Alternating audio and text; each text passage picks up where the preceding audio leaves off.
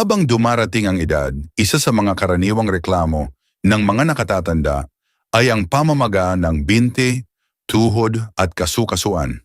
Sa mga simpleng lakad papunta sa palengke o paglalakad sa simbahan tuwing linggo, nararanasan ng marami ang pananakit, paninigas at tila pagbigat ng mga paa. Ngunit alam mo ba na malaki ang papel ng collagen sa kalusugan ng ating mga binti at kasukasuan? Ayon sa mga pag-aaral, ang collagen ay isang proteinang nagbibigay lakas at flexibility sa ating mga buto, litid at balat. Kapag kulang ito, mas mabilis tayong makaramdam ng pananakit at pamamaga. Sa kulturang Pilipino, madalas nating inuuna ang mga lutong bahay na ulam, pero nakakalimutan natin na may mga prutas na likas na sagana sa collagen at tumutulong sa pag-alis ng pamamaga. Sa video na ito, tatalakayin natin ang 6 na prutas na mayaman sa collagen na makatutulong upang muling maging magaan ang pakiramdam ng ating mga binti at kasukasuan. Mga prutas na madaling hanapin, abot kaya at bahagi na ng ating kulturang Pilipino. Una, papaya, ang likas na pampabata at pampabawas pamamaga. Ang papaya o kapaya sa mga probinsya ay hindi lamang basta prutas. Ito ay itinuturing na biyaya ng kalikasan para sa kalusugan at kagandahan. Sa mga tahanang Pilipino, madalas itong nakikita sa almusal ng mga lolo't lola, kadikit ng tinapay, kapeng barako, at mainit na sikat ng araw. Ang papaya ay puno ng vitamin C na mahalaga sa paggawa ng collagen, ang proteinang nagbibigay lakas at sigla sa ating balat, kasukasuan at kalamnan. Ngunit higit pa sa kabataang hatid ng papaya, ito ay may taglay ding papain enzyme, isang natural na sangkap na tumutulong sa pag-alis ng mga patay na selula at nagpapabilis ng paghilom ng mga litid at kalamnan, isang biyayang tunay na kapaki-pakinabang sa mga senyor. Ayon sa mga modernong pag-aaral, ang papaya ay nakatutulong sa pagbabawas ng inflamasyon o pamamaga ng kasukasuan, isang karaniwang suliranin ng mga nakatatanda. Sa katunayan, maraming Pilipinong senior ang nagkukuwento na tuwing kumakain sila ng papaya sa umaga, pakiramdam nila ay magaan ang katawan. Tulad ni Lola Nena mula sa Ilocos na araw-araw ay may kasamang papaya sa kanyang mesa. Kwento niya, "Nung bata pa ako, kinakain lang namin yan bilang merienda. Pero ngayong senior na ako, parang gamot sa tuhod at bewang. Kapag papaya ang almusal ko, parang mas masigla akong kumilos sa umaga. Hindi lang sa kalusugan kilala ang papaya, kundi pati sa kulturang Pilipino bilang simbolo ng natural na kagandahan at kalinisan. Sa mga probinsya, ginagamit ito bilang pampaputi o pampakinis ng balat, lalo na ng mga lola na naniniwalang ang ganda ay nagsisimula sa kalusugan. At totoo nga, dahil kapag maayos ang daloy ng dugo at malusog ang kasukasuan, nagiging mas masigla rin ang buong katawan. Kaya para sa mga Pilipinong senior, ang papaya ay hindi lang prutas. Ito ay paalala ng simpleng pamumuhay at natural na pangangalaga sa katawan. Sa bawat hiwa nito, may halong alaala ng kabataan, haplos ng kalikasan at mensahe ng pag-asa, na kahit tumatanda, pwedeng manatiling magaan, masigla at maganda sa loob at labas. Tulad ng papaya, ang sikreto ng kabataan ay nasa likas na ginhawang hatid ng kalikasan at sa puso ng taong marunong magpasalamat sa mga simpleng biyaya. Pangalawang prutas, kalamansi, maliit man pero puno ng collagen power. Ang simpleng kalamansi, paboritong pampaasim ng mga Pilipino sa sausawan ng toyo't suka, ay isa sa mga pinaka-underrated na prutas pagdating sa kalusugan ng mga kasukasuan. Sa maliit nitong laki, taglay nito ang napakataas na vitamin C na mahalaga sa paggawa ng collagen, ang proteinang bumubuo at nagpapalakas sa ating balat, buto at cartilage. Ayon sa mga eksperto, ang regular na pag-inom ng calamansi juice ay nakatutulong magpabagal ng pagkasira ng cartilage. Ang malambot na bahagi ng ating kasukasuan na nagsisilbing shock absorber tuwing tayo'y naglalakad o tumatayo. Sa kulturang Pilipino, kilala ang kalamansi bilang pampaputi o pampapayat. lalo na sa mga kababaihang gustong magmukhang fresh at makinis. Ngunit kakaunti lang ang nakaalam na ito rin ay natural na lunas laban sa pamamaga at pananakit ng tuhod, binti at paa. Sa mga senior na madalas sumakit ang kasu-kasuan tuwing malamig ang panahon o namamagga ang paa pagkatapos ng mahabang lakad sa palengke, simpleng kalamansi juice lang ang kailangan. Subukan mong haluan ito ng kaunting pulot sa halip na asukal. Hindi lang ito mas masustansya, mas mabisa pa para sa joint lubrication. Parang langis sa makina ng katawan, tumutulong itong panatilihing madulas at maayos ang paggalaw ng mga kasukasuan. Marami ng Pilipinong doktor at alternatibong manggagamot ang nagre-rekomenda ng isang baso ng kalamansi juice tuwing umaga, lalo na sa mga edad 60 pataas. Halimbawa, si Lola Bising, 74 na anyos mula sa Batangas, dati hirap tumayo sa tuwing umaga dahil sa pananakit ng tuhod. Pero nang gawing habit niya ang pag-inom ng kalamansi juice na may pulot tuwing bago mag-almusal, napansin niyang lumiit ang pamamaga at gumaan ang pakiramdam ng kanyang mga binti. Ngayon araw-araw na siyang naglalakad sa paligid ng barangay bilang ehersisyo. Tunay ngang ang kalamansi ay bahagi ng kulturang Pilipino, mula sa lutong bahay hanggang sa mga simpleng remedyo ng ating mga lola. Maliit man ito, taglay nito ang lakas ng kalikasan para sa ating kalusugan. Kaya sa susunod na magpipiga ka ng kalamansi para sa sausawan, magtabi ka rin ng ilan para sa sarili mo. Ang isang basong kalamansi juice kada araw ay maaaring maging sikreto sa masigla, magaan at mas mahabang buhay. Lalo na para sa ating mga senior na patuloy na gustong kumilos at mabuhay ng malusog. Kung nanonood ka pa rin ng video na ito at nakakatulong sa iyo ang mga impormasyong ito, paki-comment ng numero 2 sa ibaba para malaman kung nandito ka. At kung hindi ka pa nakasubscribe, inire-recommenda kong mag-subscribe ka at i-on ang bell notification para hindi mo makaligtaan ang mga susunod na videos. Ang iyong suporta ay tumutulong sa amin na makagawa pa ng magagandang content para sa iyo. Ngayon, magpatuloy tayo. Pangatlong prutas, strawberry, ang prutas ng pag-ibig at pagbawi ng lakas. Ang strawberry ay hindi lamang simbolo ng pag-ibig, kundi isa ring sagisag ng muling pagbangon ng lakas, lalo na para sa ating mga nakatatanda.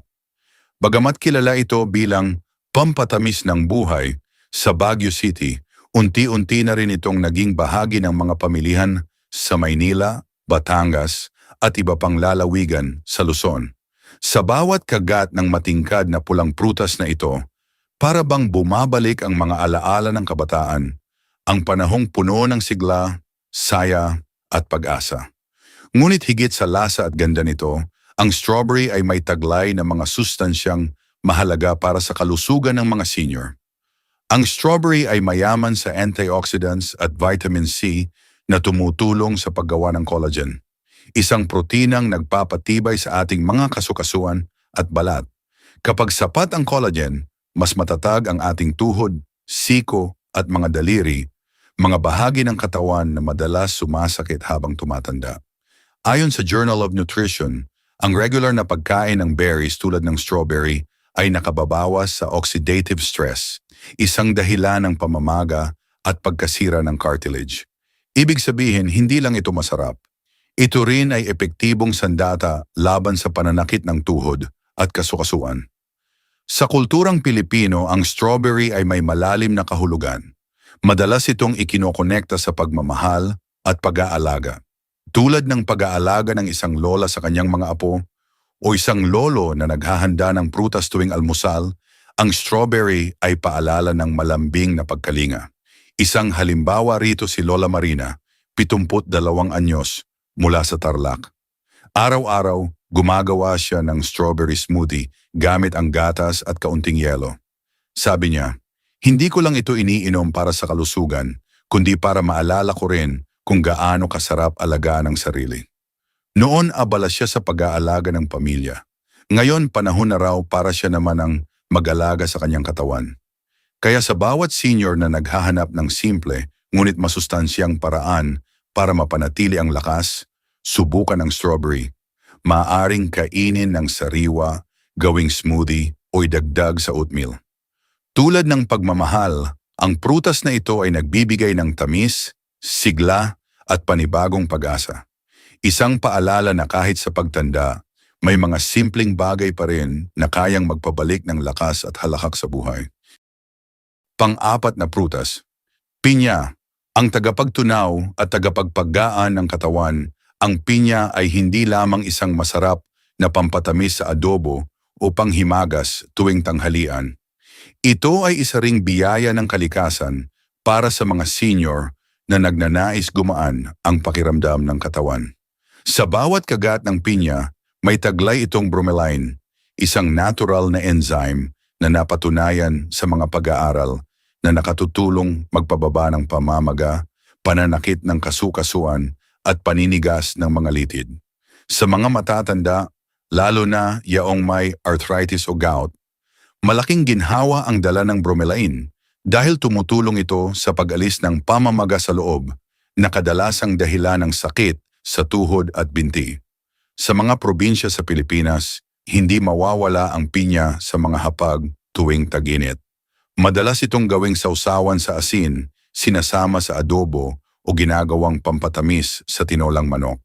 Sa simpleng kaugalian na ito, hindi lang pala tayo nasasarapan. Napapangalagaan din natin ang ating mga kasukasuan. Maraming lolo at lola sa baryo ang nagsasabing, pag nakakain ako ng pinya, parang lumalambot ang pakiramdam ng tuhod ko. Totoo ito dahil tumutulong ang pinya sa mas mabilis na collagen regeneration. Isang mahalagang proseso para sa tibay at elasticity ng ating mga kalamnan, litid at kasukasuan.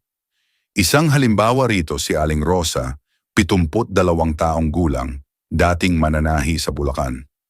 Araw-araw siyang naglalakad papunta sa palengke upang mamili ng ulam.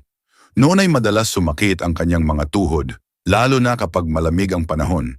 Ngunit nang sinimulan niyang kumain ng sariwang pinya tuwing almusal, kalahating tasa lang bawat araw, napansin niyang unti-unting nabawasan ang paninikip ng kanyang mga binti. Sa loob ng 2 linggo, mas magaan na ang kanyang pakiramdam at muli siyang nakakapamasyal kasama ang mga apo.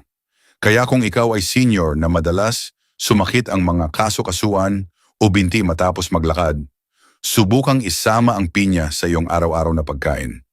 Pwede mo itong gawing juice sa umaga, panghimagas sa tanghalian o pampagana sa hapunan. Ang tamis-asim nitong lasa ay parang paalala na kahit tumatanda, may mga simpleng paraan pa rin para muling maramdaman ang gaan sa bawat hakbang.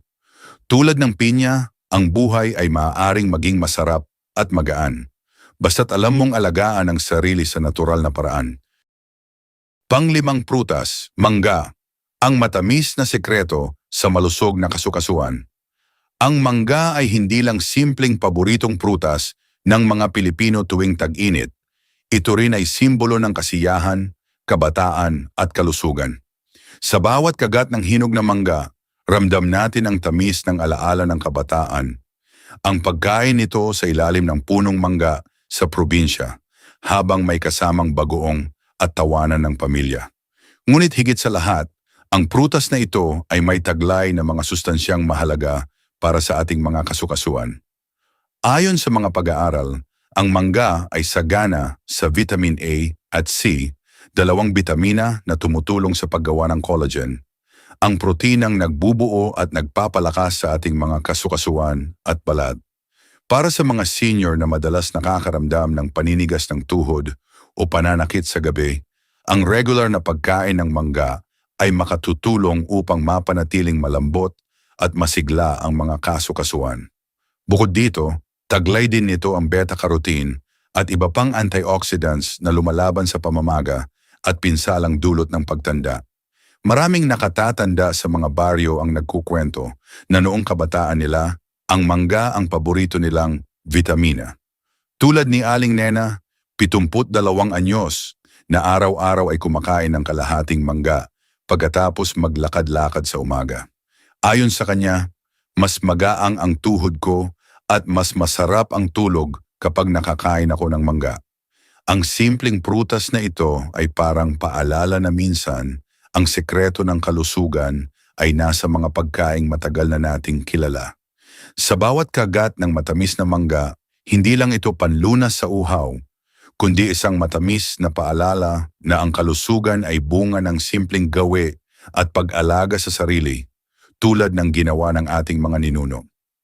Kung nanonood ka pa rin ng video na ito at nakakatulong sa iyo ang mga impormasyong ito, paki-comment ng numero 5 sa ibaba para malaman kung nandito ka. At kung hindi ka pa nakasubscribe, inire-recommenda kong mag-subscribe ka at i-on ang bell notification para hindi mo makaligtaan ang mga susunod na videos. Ang iyong suporta ay tumutulong sa amin na makagawa pa ng magagandang content para sa iyo. Ngayon, magpatuloy tayo. Pang-anim na prutas, mansanas. Ang araw-araw na proteksyon sa buto at kasukasuan.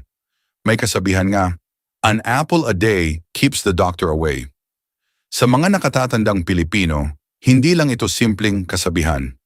Isa itong paalala ng malasakit at disiplina sa kalusugan. Ang mansanas ay puno ng quercetin, isang natural na sangkap na lumalaban sa pamamaga at oxidative stress na kadalasang sanhi ng pananakit ng kasukasuan. Bukod pa rito, sagana rin ito sa vitamin C na tumutulong sa produksyon ng collagen, mahalaga para manatiling matatag ang buto at litid. Maraming lolo at lola sa mga probinsya ang may sariling kwento tungkol dito. Tulad ni Lola Bising sa Batangas, araw-araw siyang kumakain ng isang mansanas tuwing umaga matapos magdasal. Kahit 74 na taong gulang na, kaya pa rin niyang maglakad ng malayo papunta sa palengke. Sabi niya, bawat kagat ng mansanas parang binibigyan ako ng bagong sigla. Sa kulturang Pilipino, ang mansanas ay hindi lang prutas. Simbolo ito ng pagmamahal at pag-aalaga. Madalas itong ipabaon ng mga anak sa kanilang magulang o dalhin bilang pasalubong mula sa bayan o abroad. Sa bawat pulang mansanas na iniaabot, naroon ang mensahe, ingat ka palagi, ma. Kaya't para sa ating mga senior, ang simpleng mansanas araw-araw ay parang yakap ng kalikasan at ng pamilya. Pinoprotektahan nito hindi lang ang ating katawan, kundi pati ang ating alaala ng mga panahong ang bawat prutas ay may kasamang pagmamahal at pag-asa sa mahabang, masiglang buhay. Pangwakas na kaisipan, ang lakas ng kalikasan alay sa ating mga nakatatanda. Sa huli, ang collagen ay hindi kailangang laging manggaling sa mamahaling suplemento. Madalas, nasa paligid lang natin ang solusyon sa mga prutas na ating kinalakan bilang Pilipino. Mula sa papaya hanggang mansanas, bawat isa ay may kakayahang magpababa ng pamamaga, magpatibay ng kasukasuan, at magbigay ng bagong sigla sa katawan. Para sa ating mga senior, ang pag-aalaga sa sarili ay hindi tanda ng kahinaan. Ito ay simbolo ng karunungan. Tulad ng isang puno na matanda na ngunit matatag pa rin, ang katawan ay patuloy na lalakas kung susustentuhan ng tama at likas na pagkain. Kaya't sa susunod na pagpunta mo sa palengke, huwag kalimutang isama ang mga prutas na ito.